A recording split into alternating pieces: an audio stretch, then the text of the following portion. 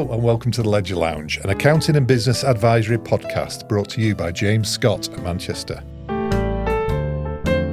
My name's Matthew Taylor. And I'm Katie Allen. Welcome to the Ledger Lounge. Today we're diving into a topic that's super relevant for small business owners, freelancers and side hustlers working with an accountant. What to expect and how to make the most of that relationship. And that's why we've got you in with us today, Matt. I have an accountant. Me. Yeah. Yes, welcome, Matt. Thanks She's for very having me nice. back. She's lovely. Yeah. Well, like that, don't put words in my mouth, Katie. To wait until that comes around. I'll put you on edge now. Yeah, that's not what you were saying. You were saying about you earlier.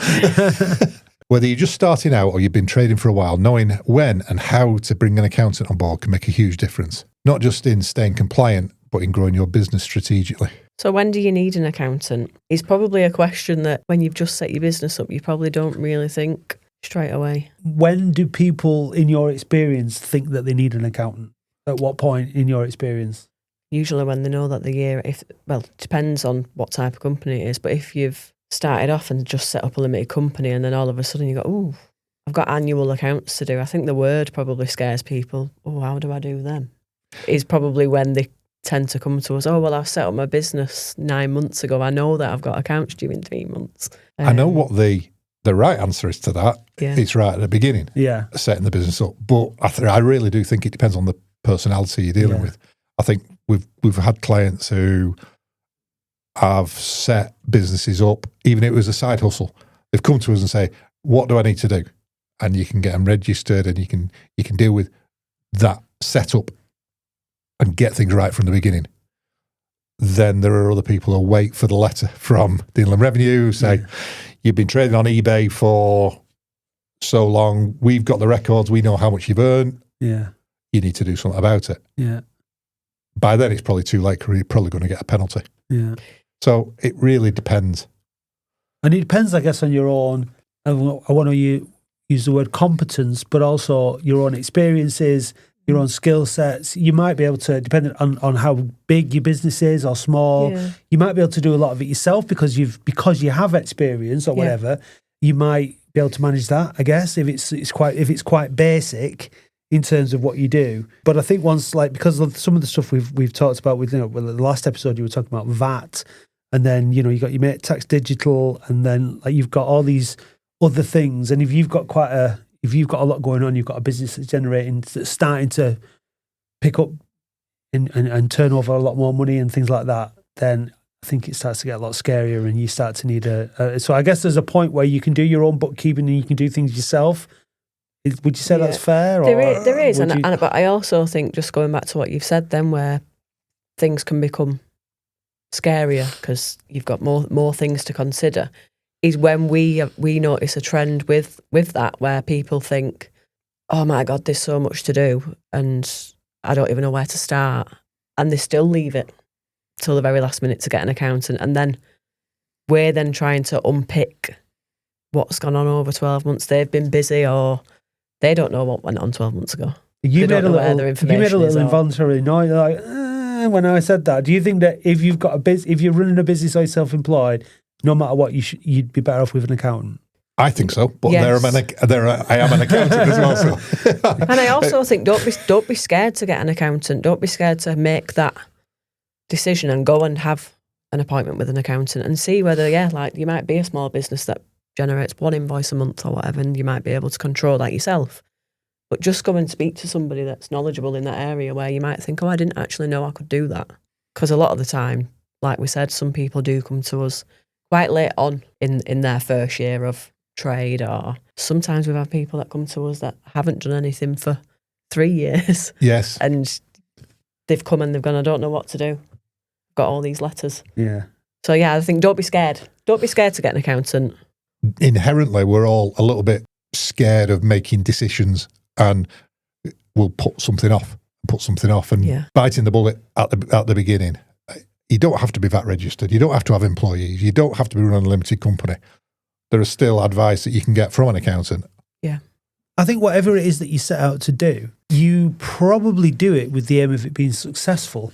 Yeah. So if you're starting off a business or you're starting off self-employed or whatever, your aim is for it to be successful and probably to generate a lot of money or enough money, or you might have a target figure, or like you say, you might want it to only get to a certain point and then that's enough for you for whatever reason. Some of the reasons that you just mentioned, you don't want to bring in employers, etc. But like, if you go into it with the mindset that it's going to be a success, then one of the things you're going to need is an accountant. Because with success becomes more money, more responsibilities, more ways of making savings and knowing what to pay, what not to pay, etc., etc. So I think it's a success mindset. If you go into it with a mindset of this is going to be successful, therefore I'm going to need an accountant, therefore let's get one on board early.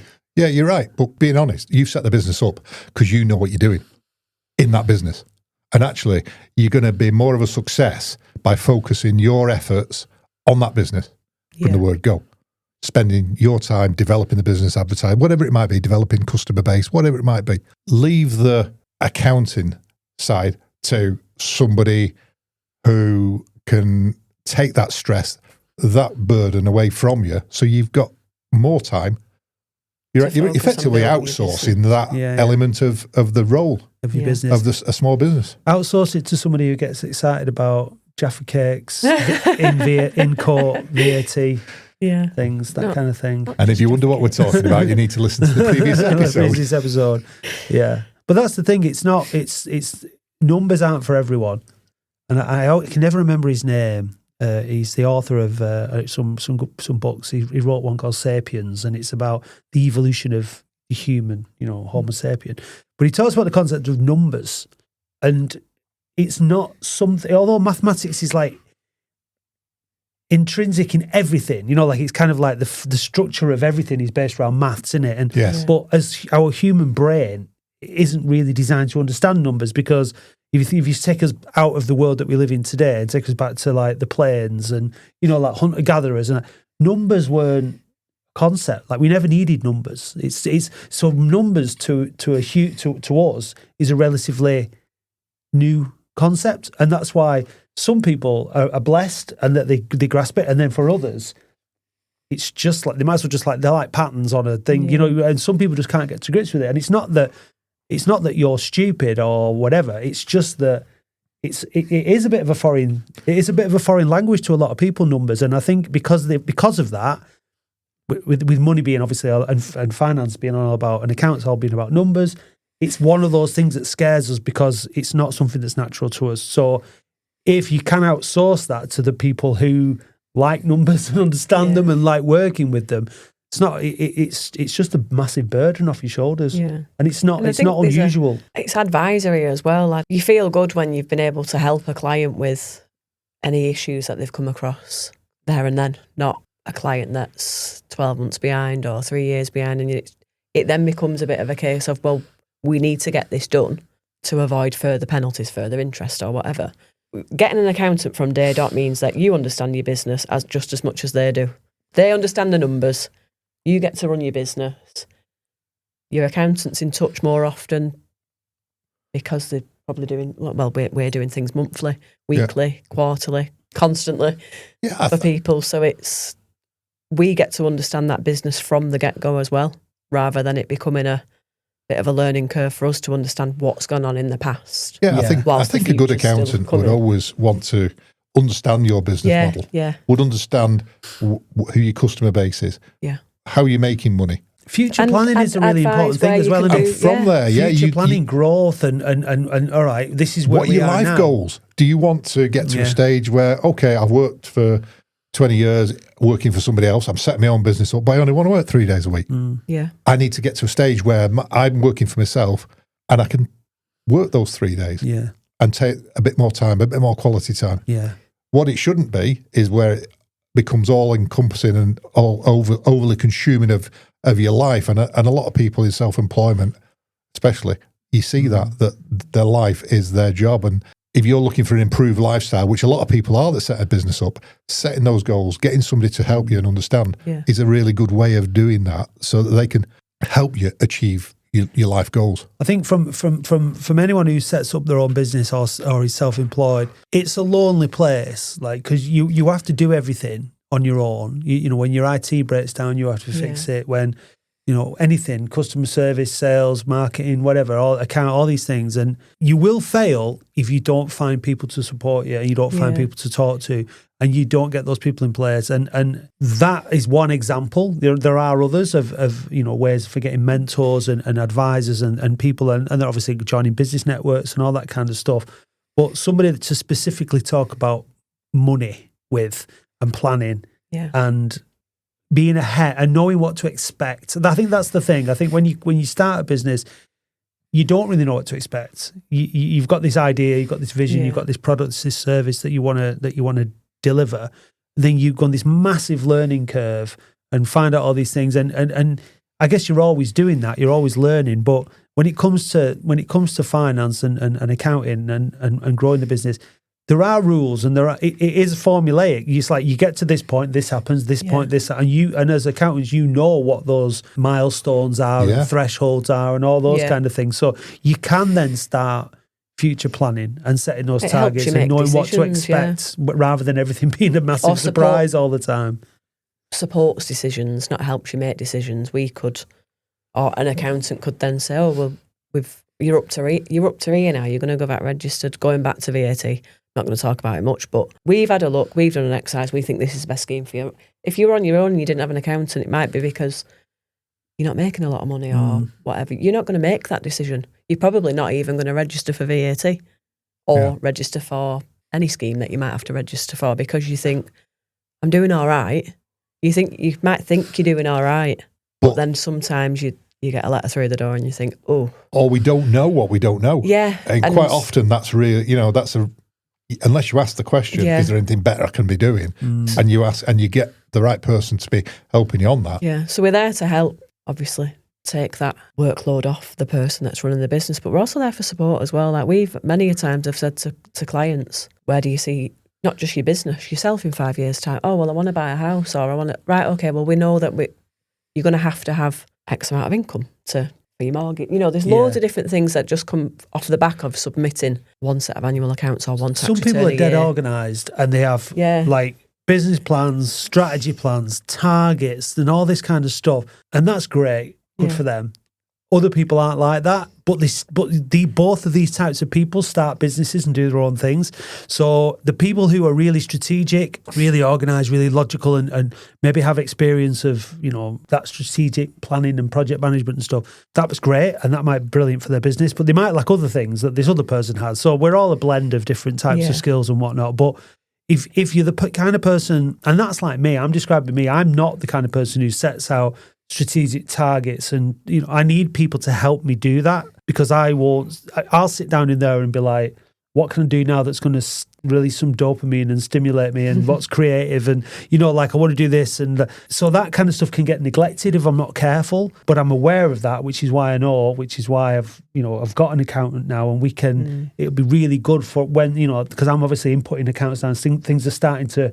It'd be great when we're reviewing things, and then we're saying, right, the next target, and then I can go away and say, right, how do I meet that target? What's the next step, and how do we grow? I think that's really important. You're working out, and we are helping you, hopefully, to get the most out of the relationship with your accountant. And this is where communication is really, really important. And I think this is something you're really keen on, Katie, is making sure that.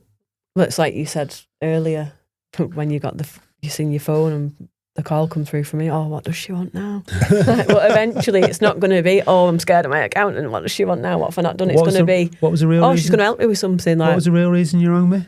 Because you forgot the meeting. Because I forgot a meeting.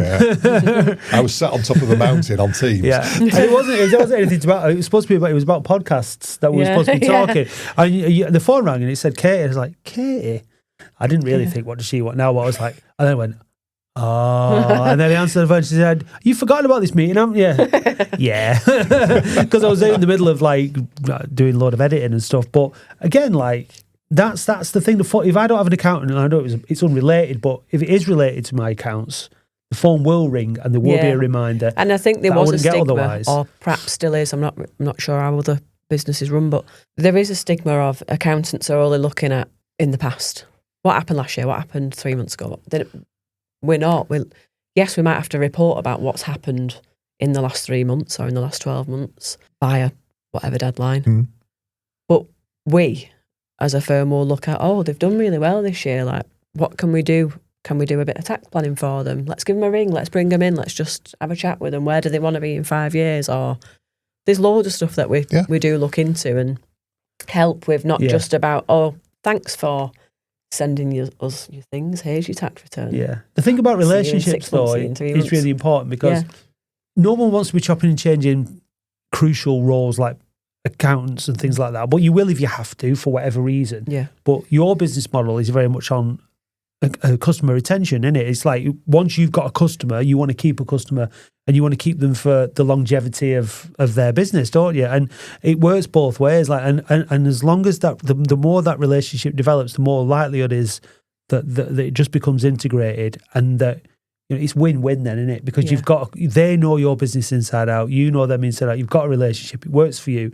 Customer retention, whatever business you've got, is crucial. Like, once you've got a customer, you need to keep them because it's much cheaper to keep a customer than it is to find a new one. So, like, it works both ways. So the more you both invest in that relationship and you actually take, as an accountant, you actually care about that person's business and want to help it grow, means that they're going to want to stick with you as an accountant. And the relationship is brilliant. I also think that there's nothing nicer, is there, than seeing these small businesses at first come to us, and then you've watched it grow, and you see how successful these businesses have been, and you thought, wow, like when they first come to us, there was this big. There was a little fish and a big, but now they're doing really well. It's interesting. I yesterday actually we do monthly management accounts for a business, and it's a reasonable sized business. They've got 80 employees. So it's a reasonably big beast that's operating now. They've grown from nothing. They started out with us with 2 employees, I think, about 7 or 8 years ago. So it's been really nice to see that progression, to work with them. And they, so I do monthly management accounts. I think we reported March's figures to them yesterday. So that was by the 23rd of the month, which I think was pretty good going. They had the best ever month. They had the best ever quarter. So they're buoyed by that. They can take that into it. You were talking about getting the things that stimulate you. Well, those are going to stimulate a business owner. Yeah. So that having those numbers. Conversely, it can be the same benefit if the numbers are bad. Because the sooner you get to know those numbers, the earlier you can do something about them or try and do something about them. Yeah. So if you're waiting 12 months to get your accounts off your accountant or to see how much profit you've made, those numbers are dead. They're not of any use because so much has happened. Yeah. So the decisions could have been made earlier had you looked. Yeah. Like you're looking monthly, quarterly. Because it's a mindset that you have to get into. I mean, like I'm in my mind now, I'm like getting to the end of the month. I need to make sure that all my invoices are in. Yes. For April, like it's just like I'm going to do that, and I know it's not a big deal. I know it's not a big job. Yeah, I'll do it. And I know what I'm doing. If you get into a routine, that's another thing. Like just having a routine and getting into that routine. Like once you're in it, it becomes second nature, doesn't it? Right, on a Monday afternoon, I'm just going to spend an hour. Yeah. Upload, and then you can drop me an email. Everything's in. Can we have a look? Can we have a call? Yeah. Yeah, and I think the advent of cloud accounting has meant that collaboration between accountant and client has improved massively. Yeah.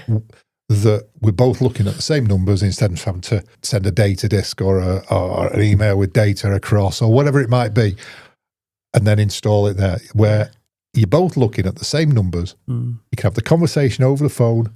You can maintain your books sat on a park bench if you want to. You can take your laptop out to a park and sit in the sunshine and do a bit. And that finding different ways of maintaining your books and records and keep the bits that going to keep your business ticking over and running, getting those invoices in by the end of April. If you were sat in the sunshine doing it, you'd be over the moon, wouldn't you? It'd be lovely. Eddie, if you're talking about relationship, play some sexy music now, because the relationship that you have, a business has with its accountant, it is the most intimate. You get the most intimate knowledge, like the most intimate knowledge a business has, the most secretive, It's the money. It's the finance. Like, it's not what you no business goes shouting from the rooftops like what its turnover is, what it lost, what it spends on. It's delicate information, right? So like when Latix, they don't publish their full accounts, do they? We see an overview. He said this is intimate information for a business, and it's the only people that you share it with is your accountant, and so your accountant knows the most intimate details of your business, and it's a level of transparency that you don't really have with anybody else. Maybe you have it with your board of directors if you've got a board of directors, but understanding that they're seeing into your business, like right into the soul of your business, and understanding if it's doing well, if it's not doing well. It's a unique partnership and it's a unique relationship in that respect, and you've got to have the understanding and the trust, and to have that kind of like intimate. I don't, you know what I mean by intimate, but like kind of like your business is not doing well. This is what you need to do, or you're going to end up paying this, or having really, really like serious conversations, but in a way that you don't want it to be like you're being told off by your accountant, because at the end of the day, it's not you who's on the sharp end of it, is it? So it's being able to have that relationship where you can be having difficult conversations about the health of your business, the financial health of your business, and the planning and things you need to do in a really constructive, helpful way, and hopefully in a way that is warding off those things happening at all, like planning and either way decisions can be made. Like you've just mentioned, you could be flying, doing really well. We're there to help with decisions. You could be doing not so good. We're there to support you and help make decisions. Like there's always decisions to be made, and it's always better doing it in real time, like you said before, like than looking back at what happened 12 months ago is not irrelevant to the HMRC. They want the tax if there's tax to pay, but it becomes irrelevant to the business owner or it's too late to do anything about it. It's too late. And you've probably continue to carry on doing what they're doing for the another the next 9 months. And they've got a huge decision to make, or sometimes a huge decision. Sometimes it might only be a minor little tweak but they could have done it 9 months before. Or earlier. They could have done it in month 1 of the year when they've looked at the figures and thought, oh, what's gone on here? What can we do to change it? So like on that point of like, your sort of, from your point of view then, like as accountants and being that, in the intimate details of other people's businesses and stuff like that.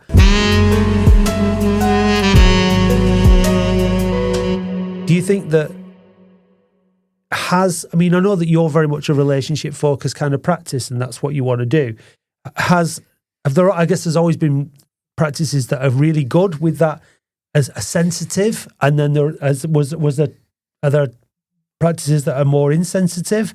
And what's your experience of different types of practices with that stuff? I think that there probably are. I think we probably were. Right. And then you look at yourself and you realise that, and I think that a lot of it came from the ability to interact more closely with clients with cloud accounting software. That whole migration from desktop software where the data was all at a client's somewhere else, and instead of it being on your desk and their desk and you sharing that and having that conversation, that is the catalyst for the conversation. And so there might still be firms of accountants, and there probably are, that are working the way we used to work. I don't think that's the right way of working. I think that working closely with and having conversations and picking up the phone and having chats with your clients is the way to work. And so, yes, I think in answer to your question, there probably are accountants that will work in a different way. I think as well, though, it's like you mentioned it about people giving you stuff at the last minute. And like any relationship, like you can test each other, can't you? And if someone's going to come to you at the last minute with a box full of stuff and go, I need this sorting now, you're going to be like, it's not the way that you would want a relationship, because you're not giving each other the time and space to do things in the right way, are you? No, and I think there's an element in it's inconsiderate. Yeah. You've got a life to lead. So have we.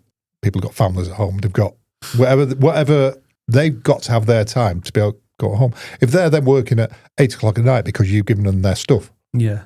And I'll hold my hand up. I have probably sacked a couple of clients that have done that over the years because it's not the way I want to work, and it's not the way I don't think our the people I work with Yeah. want to work. But I think overall, just going back to how we used to work and where we're at now, a lot of those clients that we've still got now, we used to only get a box of books, and like there's been a huge learning curve, not just for us, for our clients as well, where we've had to be there to support them and train them on how to use different softwares, rather than bringing a box of stuff into you on the last hour of the last day, the day before your tax return's due. And they probably do tend to forget that we've got hundreds of clients to do with. We're not just dealing with them. So that was quite a big problem a couple of years ago, wasn't it? But it's going to cause tension, isn't it? Yeah. It is going to cause tension. It's not conducive to a healthy relationship when you're not being considerate of these things, and you've had all this time as a running your business to organise yourself and do this, and you haven't, and then you're expecting your accountant to just make it happen overnight. It's always going to cause stress and tension in it, I guess. Yeah, well, for both parties, so it's not the good. accountant doing it, but then also for their client, who's probably then ringing you 3 hours later. Have you done it? What tax have I got to pay? That's right. Yeah.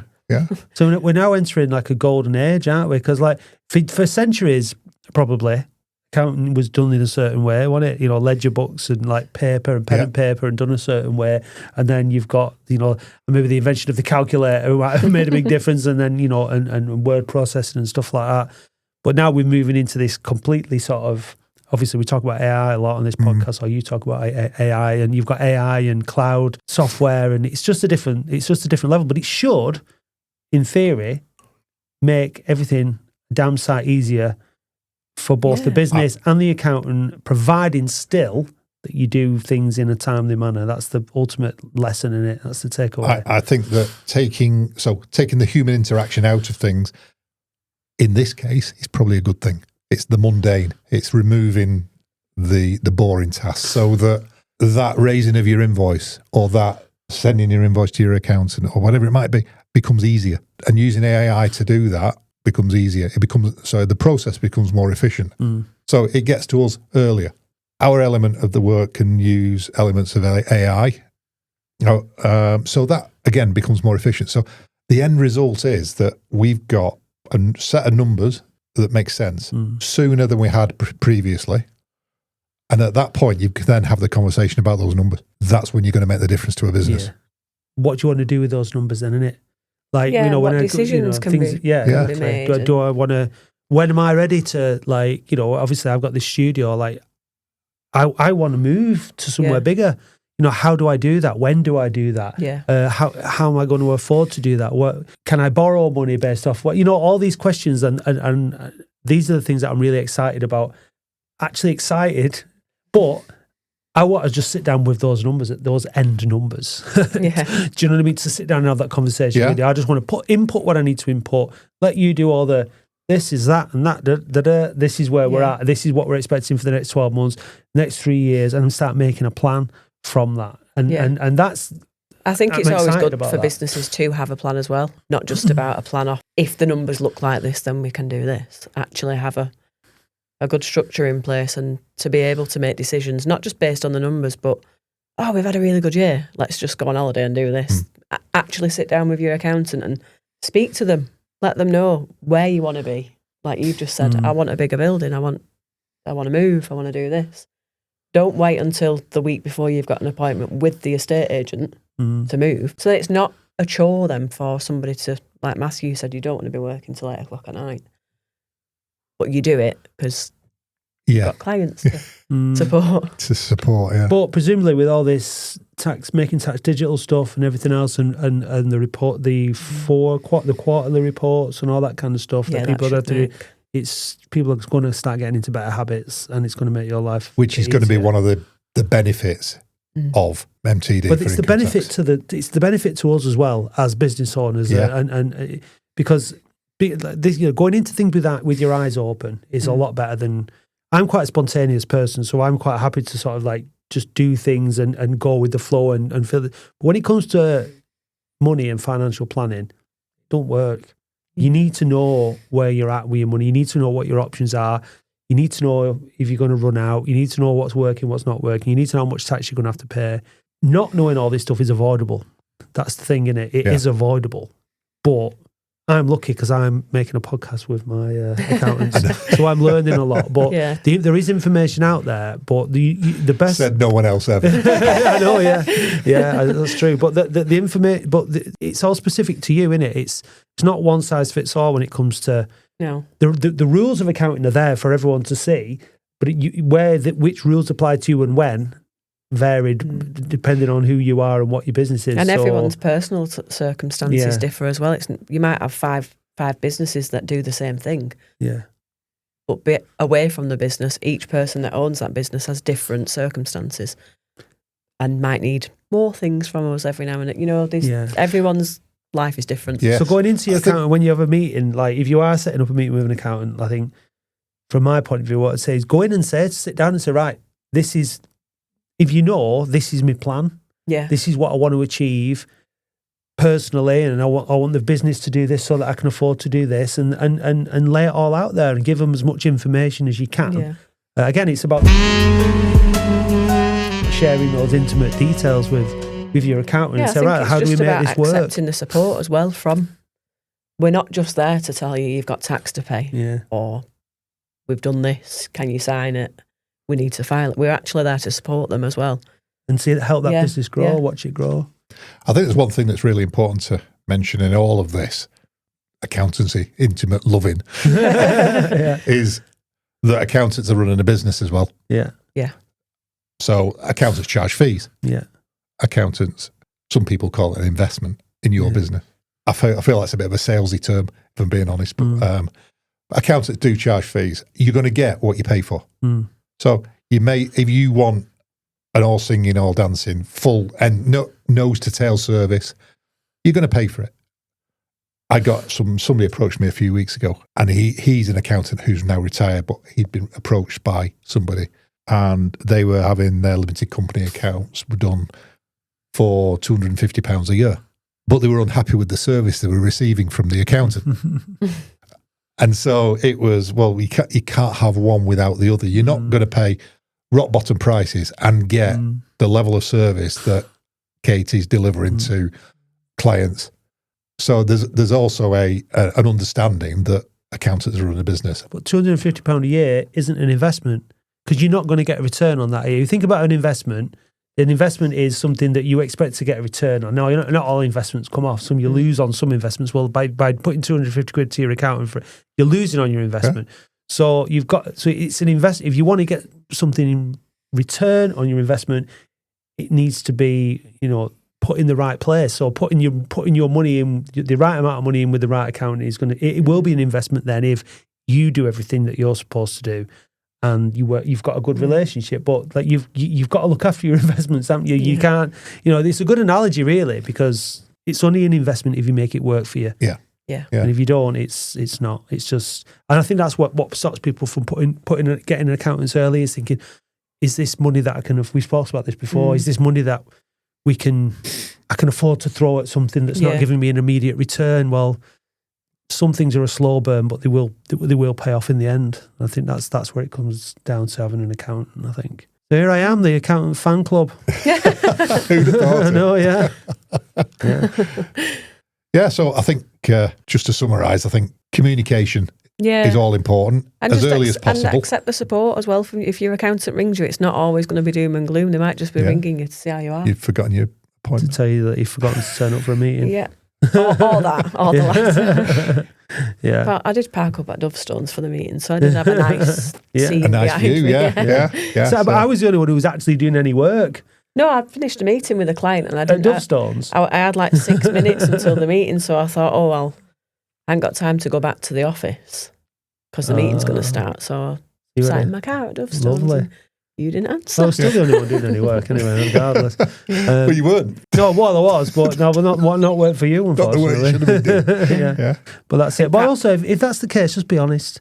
Yeah. You said, you've forgotten about us, haven't you? I said, yes. She won't show you the team's messages. It was easier than coming up with an excuse. Yeah. But that's the thing. When you have a good relationship with people, you can be honest, can't you? Yeah. That's the thing. So, sometimes too honest. Yeah. Yeah. So get an accountant. Stop messing about. James Scott are pretty good. I love my accountant. I love my accountant. I love my accountant. I love my accountant. I love my accountant. I love my accountant.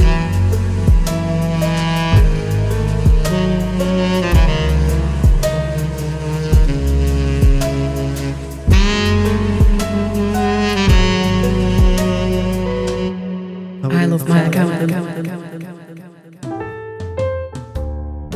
The Ledger Lounge is brought to you by James Scott Accounting and is hosted by Matthew Taylor, Katie Allen and Lauren Thompson. For more information, visit jamesscott.com. This podcast is recorded at and produced by KUPOD Productions, audio by Matt Dean and video by Eddie Corteen. For more info, visit kupod.co.uk.